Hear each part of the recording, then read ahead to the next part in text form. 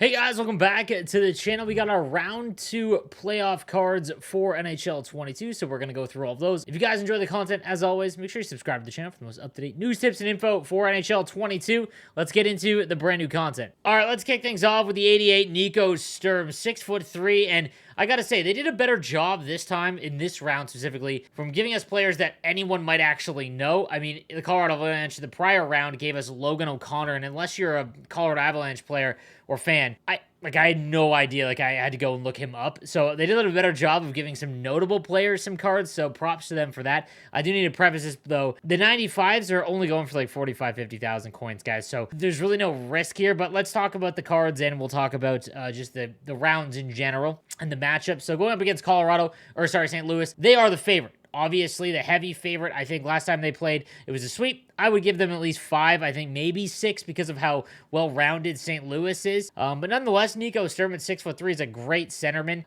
just in terms of size with big rig. He's going to get +8 if they win. More than likely they will, but his skating is only going to go up by 4, so that's 92. That's why these cards are staying cheaper. Next from the Avalanche, we've got the 88 BOWEN BYRAM, 6'1" with 91 speed, so that would mean he gets up to about 95 speed win if they do actually win. BOWEN BYRAM's Master Set, the under-22 card, was great this year, so if you are looking for an all, Avalanche team, this might be a fun option for you. He's been an incredible card and a really, really good player, given all of the medical history that he's had so far as a left defenseman, but nonetheless, a fun option here from the Avalanche. Moving on to the St. Louis Blues, their opponent, again, I would only predict 1, maybe 2 wins for them, and TOREY KRUG's card in Hockey Ultimate Team has always been pretty tough to use, because obviously using a smaller defenseman on the back end has just been so difficult when you're playing against, decent players, just because it's so hard to knock players off the puck with a smaller defenseman, especially when it's 99. That being said, if you are building a blue squad, if you are building a theme team, guys, these cards are very good, and it does help you out that they do upgrade, so that is a fun portion of the event. I hope that they give smaller players truculence if they deserve it, because I think that smaller players with it actually do decently knock people off the puck, but we'll have to wait and see if that happens in the future. He could get up to 95 speed, which is usable, but again, you're probably, at the end of it, you could buy this card for 50K. Tyler BOZAK is the other St. Louis Blue with silver quick draw, sorry. If he does go up by 8, you're looking at about 95 face-off with silver quick draw, which isn't bad. He's going to be a little bit slower, and 6'1", but again, Blues theme team, not a bad card here for you. On to the 88 overall, MIKHAIL SERGACHEV. They just squeaked by the Leafs. In my predictions video, I had mentioned that I don't really think that they are going to dominate or win against Florida. I think that Florida exercising their demons and getting out of the first round and winning a round, something the Leafs haven't been able to do. It just, the way they did it, they got down against Washington, a team that they should have beaten pretty easily, and they were able to, come through in that series. Tampa it's not like they aren't a phenomenal team. They're back-to-back Cup champions. It's like they played 2 seasons in 8 months, hard playoff hockey in 8 months, then had a 3rd season. It just looked like they were tired for the most part, and obviously their team has gotten worse every year, slightly, but nonetheless, Vazzy looked human. I just think Florida does win this series. It's not like, Tampa's not going to win games, though. 6'3" is great, but, I mean, he's 86 speed. I mean, if they win, they're going to get up to 90. That's why these cards are always so cheap. The other Tampa Bay Lightning option is 88 overall Ross Colton.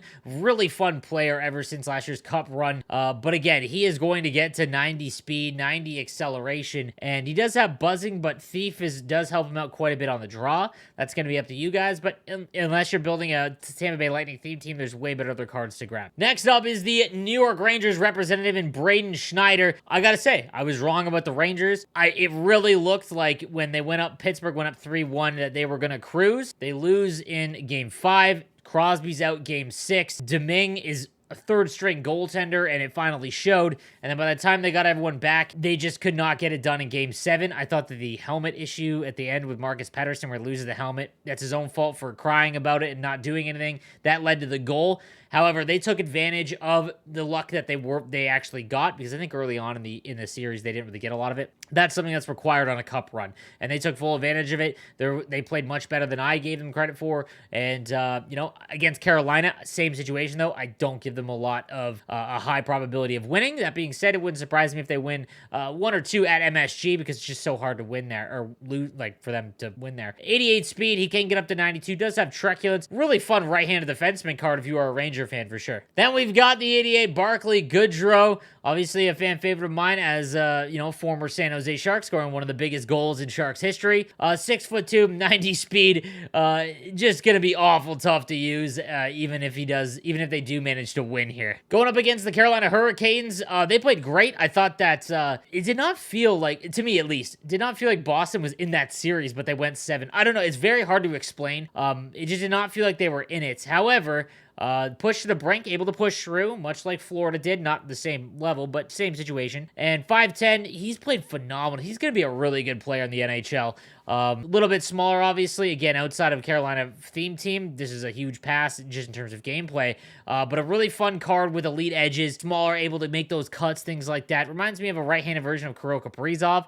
But yeah, nonetheless, Seth Jarvis had a great playoff run so far. And Tony DeAngelo is the other one, and I'm stunned that they gave Tony DeAngelo a card. Nonetheless, his antics in the playoff series, obviously well documented. He's already got great speed. He's going to get up to 97 speed.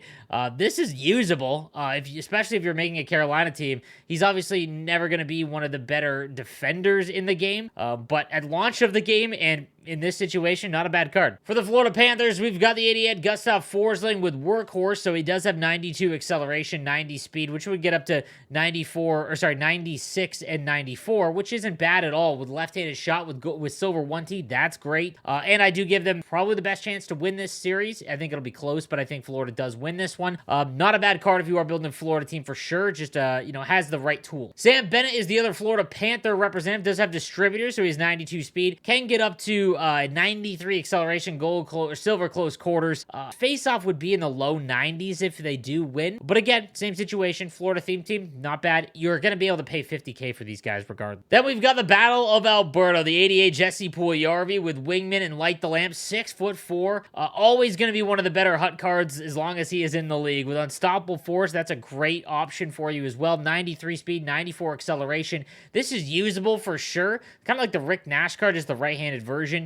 So very big, and if you are building an Oilers team, this is a good Puljujarvi card. His teammate is the 88 Duncan Keith with Thief as well as Sparker Workhorse. 89 speed to start. Going to be a little bit slower, obviously, to use, but Oiler theme team, you're golden. I will say this, man, like, Calgary struggled with Dallas, but the reason why they did was the goaltender they're going up against. Ottinger played out of his mind. If you watch the Edmonton and LA series, you do not have that same confidence of the goaltender going up against Calgary. It's going to be a rough series. It's very tough to call division rivals, but I just don't see how Edmonton can beat Calgary in a 7-game series. But who knows? McDavid was unbelievable. I don't think in my lifetime, I said this in my prediction video, I don't think I've ever seen anyone where you have such a significant advantage. It looked like basketball. It looked like, you know, Giannis Antetokounmpo was out there and he was just running around doing whatever he wanted. So who knows? But they'll be going up against the 88 Oliver Shillington with Gladiator, Magician, as well as Workhorse. Good speed enough to be usable. So again,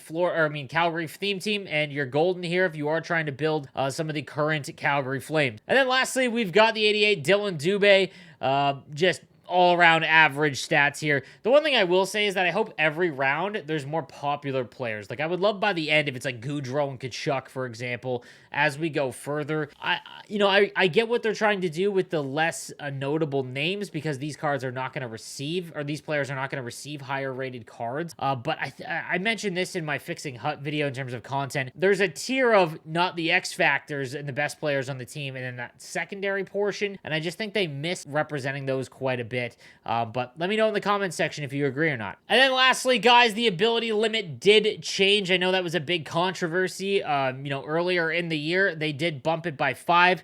At this point, I don't know why it's higher or why it isn't higher. I think that at this point, either allow Hut Rush to have unlimited ability points or just let us go here. Let us go full out and activate all of our abilities and the crazy cards we have. But let me know what you think in the comment section down below, guys, what you think the ability points should be at this point, and I'd love to hear what you guys have to say. Thank you guys for watching. I'll see you next time. Have a good one.